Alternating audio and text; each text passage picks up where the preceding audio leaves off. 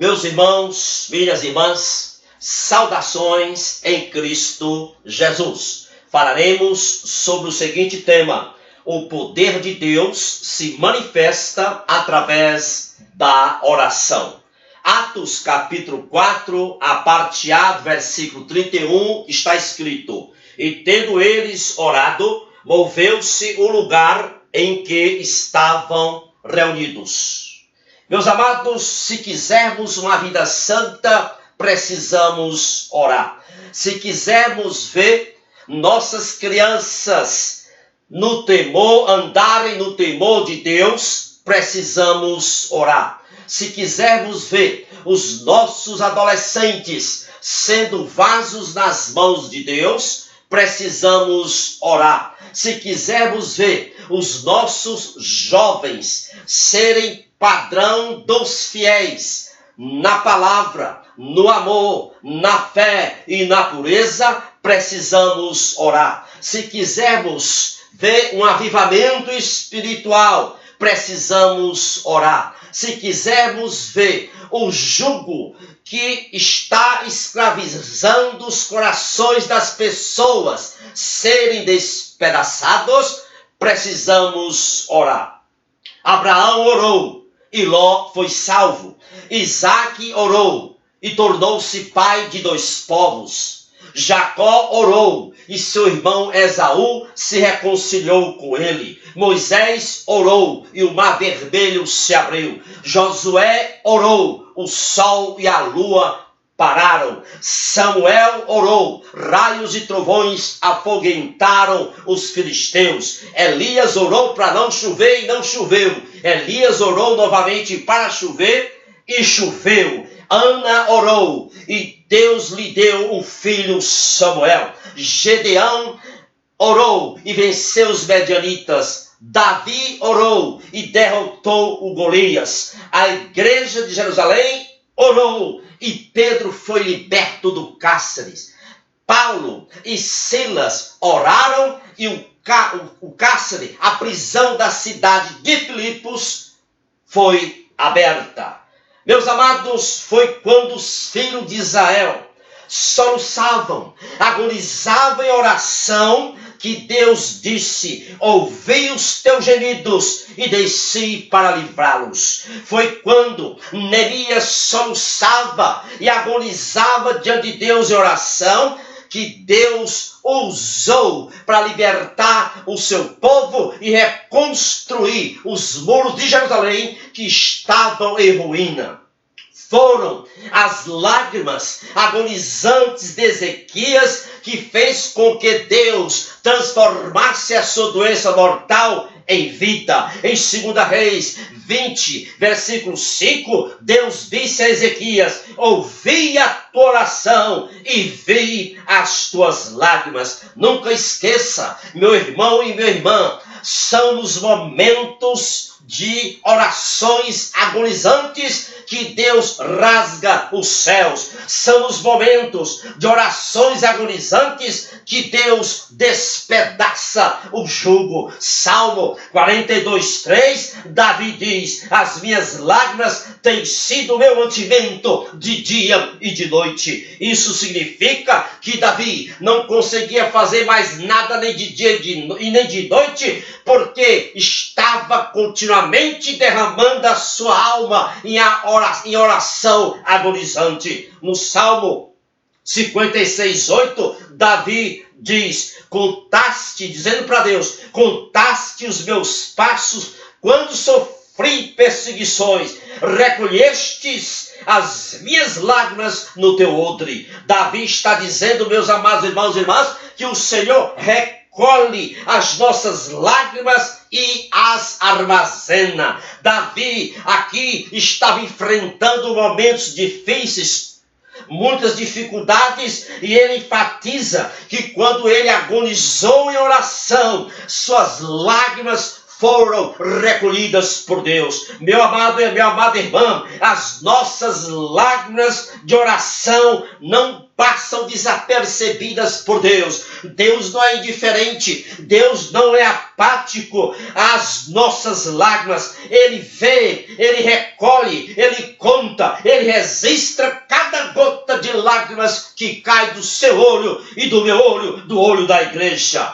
Deus está atento ao que se passa com você, ao que se passa comigo, ao que se passa com a igreja. Ele guarda, Ele registra as nossas orações, as nossas agonias e as nossas lágrimas. Portanto, meu amado irmão e minha irmã, nunca pense que quando você estiver passando por tempestades, nunca pense que Deus não está vendo, que Deus está ignorando, que Deus não sabe. Não pense assim. Deus não tem relógio nem calendário. Ele é o Senhor do tempo, e no tempo certo Ele te dá a resposta. Em todas as páginas das Escrituras nós encontramos sempre Deus dizendo: confia em mim, eu cuido de você. Confia em mim, que eu cuido de você.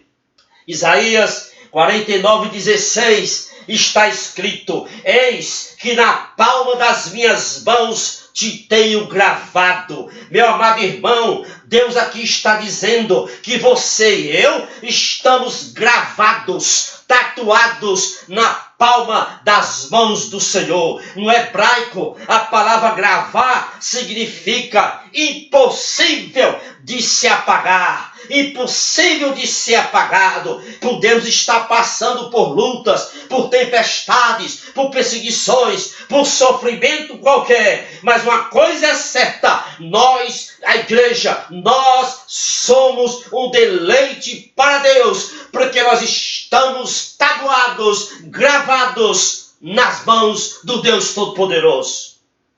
Em Mateus 6:26, Jesus diz aos seus discípulos: olhai as aves do céu, elas não semeiam, elas não colhem, nem ajuntam em celeiros, contudo o vosso Pai as sustenta. Jesus está fazendo aqui algo maravilhoso para que os discípulos entendessem e para que nós também entendamos. Jesus aqui está enfatizando a seguinte verdade: meu servo, minha serva, meu filho, minha filha, lembre-se, todas as vezes que você vê um passarinho, deixe esse passarinho levar você à seguinte verdade: o cuidado que Deus tem por você.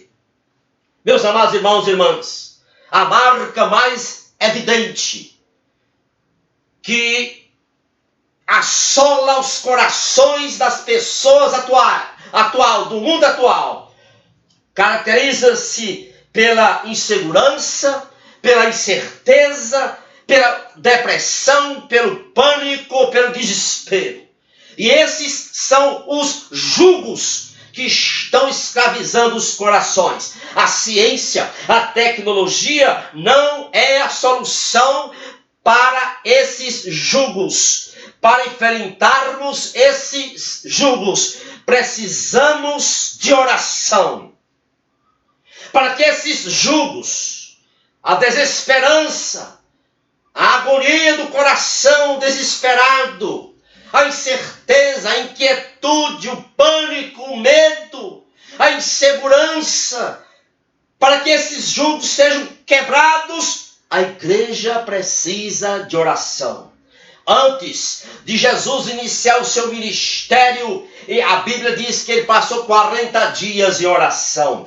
Antes dos grandes milagres em Genezaré, onde ele fez muitas curas, a Bíblia diz que antes ele havia subido ao monte e ali sozinho orou. Antes de alimentar 5.000 pessoas com 5 pães e 2 peixes, a Bíblia diz que ele antes foi ao local solitário e ali orou. Antes de escolher os 12 apóstolos, Jesus se retirou a fim de orar. E a Bíblia diz que ele passou a noite inteira em oração. Antes de revelar aos seus discípulos que ele ia para a cruz, ele passou muito em oração. Antes de ser preso, açoitado, vilipendiado, maltratado, a Bíblia diz que ele foi ao Getsemane e ali orou.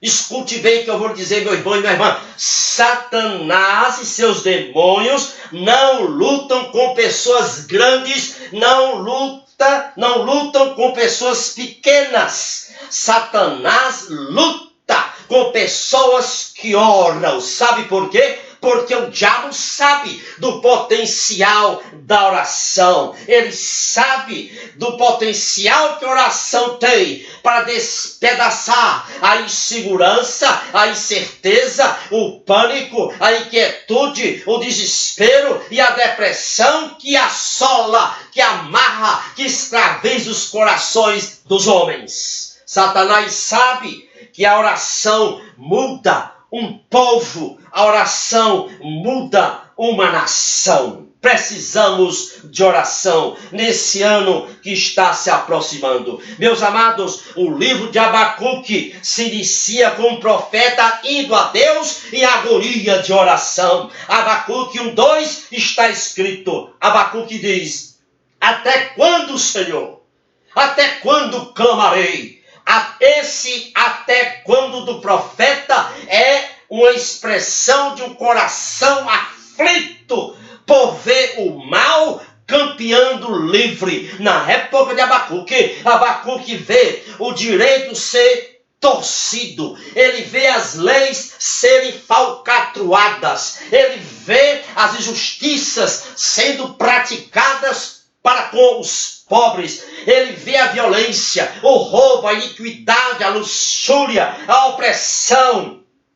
Aí Abacuque, ele ora intercessoriamente, ele entra em combate de oração agonizante, pedindo a Deus uma interpelação, uma intervenção. Meus amados, oração intercessória agonizante, ela envolve lágrimas de inconformismo. A oração intercessória, agonizante, é aquela onde nós abrimos o nosso coração confiantemente diante de Deus e derramamos lágrimas de inconformismo para com o pecado.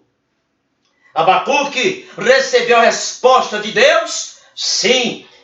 Abacuque 2:20, Deus dá a resposta a Abacuque dizendo: o Senhor está no seu santo templo, cale-se diante dele toda a terra. No hebraico, a palavra cálice é stoko, que significa uma voz peremptória, uma voz autoritativa de quem está no comando.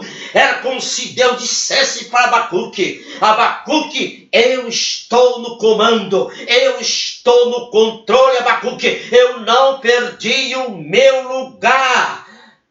Eu estou no controle e tenho nas minhas mãos todo o poder.